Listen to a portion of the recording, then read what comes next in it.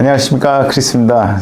그동안 잘 지내셨죠? 예, 저는 뭐 생각보다 좀 바쁘게 지냈습니다. 뭐 이것저것 또 일도 좀 많았고, 하여튼간 뭐 리모델링도 많았고, 뭐 하여튼간 좀 바쁘다 보니까 좀 바빠서도 있지만 또 이제 부동산 시장이 굉장히 이자율이 높다 보니까 8% 되니까 손님분들한테 뭐 아마 리파이낸싱해서 뭐 구입하시는 게 좋다 뭐 이렇게 좋은 말씀을 드릴 수 있어도 선뜻 구매하라고 이렇게 말씀드리기가 좀 어려웠습니다.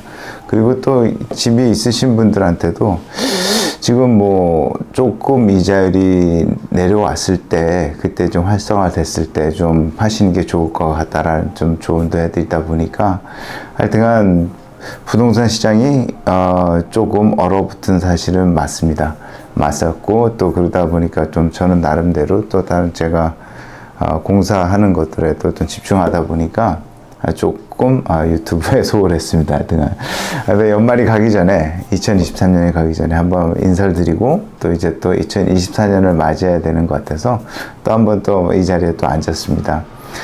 2023년 부동산 시장을 정리하자면 굉장히 참 예측 불허였다라고 말씀드리겠습니다. 이자율이 연말까지는 8%까지 이렇게 되다 보니까 사람들의 심리가 굳어졌고 또 그러다 보니까 이제 중산층들 이제 130만 불, 150만 불 밑으로 사시는 분들한테는 생각보다 많은 페이먼트의 부담을 느끼시는 부분도 많았을 겁니다. 그러다 보니까 하여튼간 그리고 또 매물도 없었습니다. 매물도 없고, 마음에 드는 매물이 없고, 마음에 드는 매물이 있으면은, 거기에는 또 이제 다운이 한 40%, 50% 되는 거, 또 이제 또 캐시 오퍼들. 저도 10월, 11월에 이제 마감한 것들이 있었는데, 그때도 하나는 캐시 오퍼였고, 하나는, 한 50% 정도 다운이었습니다. 하다 보니까 이제 약간 부동산 구매하는 게 약간 극과 극이 좀 있는 것 같습니다. 중산층들이 이제 예를 들어서 130만 불짜리 집을 사서 한 20% 다운을 해서 구매한다 싶으면은 그래도 적어도 뭐 프로퍼텍스 뭐 인슈런스 뭐 다 페이먼트 다 하면은 그래도 한 7,000불 이상은 내야 되는 이런 상황이었습니다. 그러다 보니까 부담을 느끼시는 분들이 많죠. 보면은 렌트 대비 뭐 이렇게 구매하는 게 낫다라고 했을 때 좀 이렇게 얼추 비슷했을 때 많지만 그 갭이 페이먼트 갭이 좀 높으면은 조금 기다리셨다가 사는 게 낫다라고 생각하신 분들이 많다 보니까 뭐 그런 것 같습니다. 12월 달 한 중순쯤 보면은 미국 10년 국채가 한 4%로 떨어졌습니다. 떨어지다 보니까 이자율도 한 6% 초반으로 막 롤러코스터 하듯이 8% 올라갔다가 6점 몇 초반으로 내려왔는데 그리고 상업용은 아직도 비쌉니다. 프라임 레이트는 아직도 비싸고 하여튼간 뭐 한 9%, 뭐 10% 그리고 또 레지던셜은 한 6% 초반 뭐 이렇게 좀 되는 것 같습니다. 뭐 그거 잘 참고하시고요. 2024년도를 다들 뭐 예상을 하십니다. 뭐 너무 많은 사람들이 예상을 하고 너무 많은 사람들이 얘기를 하다 보니까 뭐 다 똑같은 얘기입니다. 뭐 결국은 그렇습니다. 이자율이 떨어질 거다.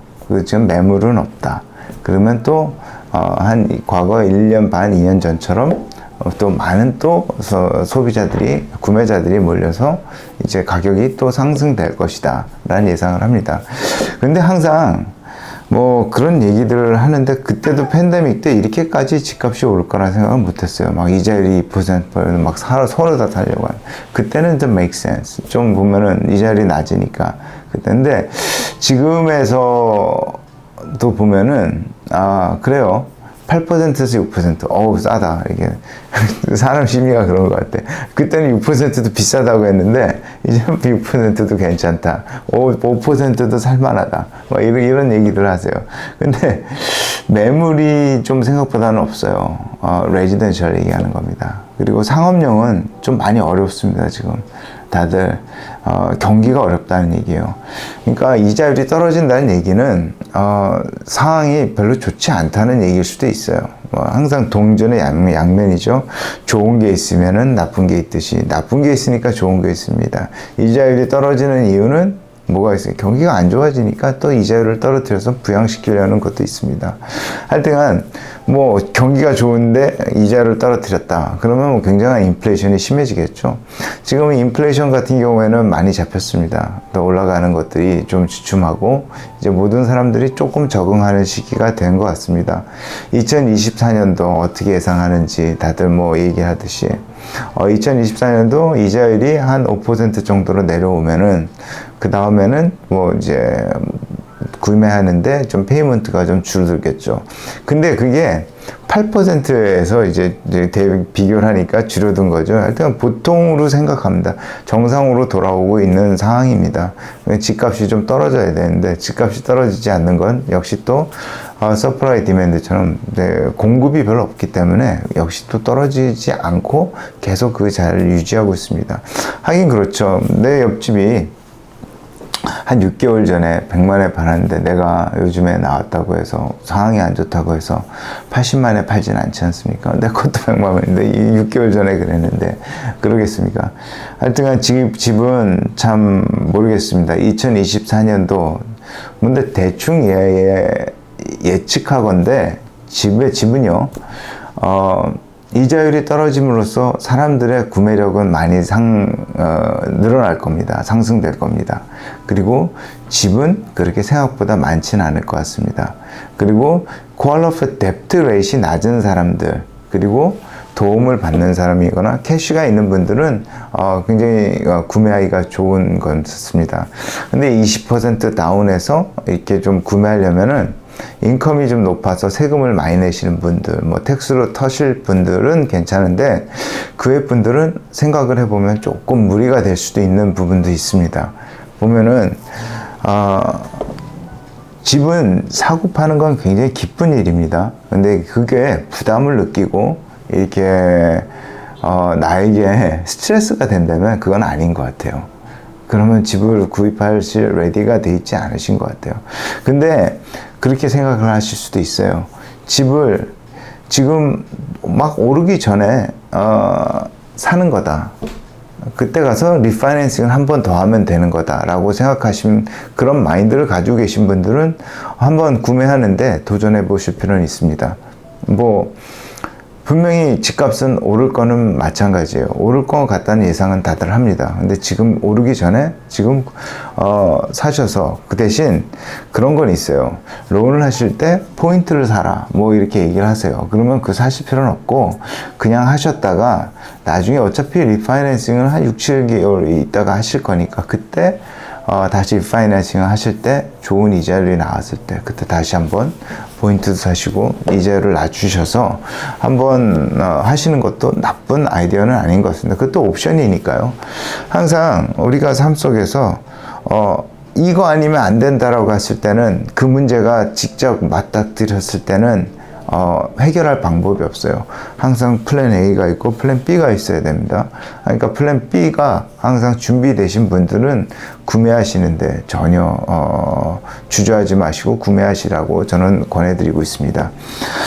그리고 이제 이자율, 이자율과 구매, 이런 것들이 항상 맞춰서 우리가 예측 가능한 범위로 가는데 2024년도 저희가 예측하는 대로 잘 흘러갔으면 합니다. 아무 일 없이 잘 이렇게 갔으면은, 그러면 손님들도 이렇게 예측 가능한 사회에서 살아갈 수 있으니까 조금 좋지 않을까 생각합니다. 근데 2024년 대선도 있고 많은 부분들이 있습니다.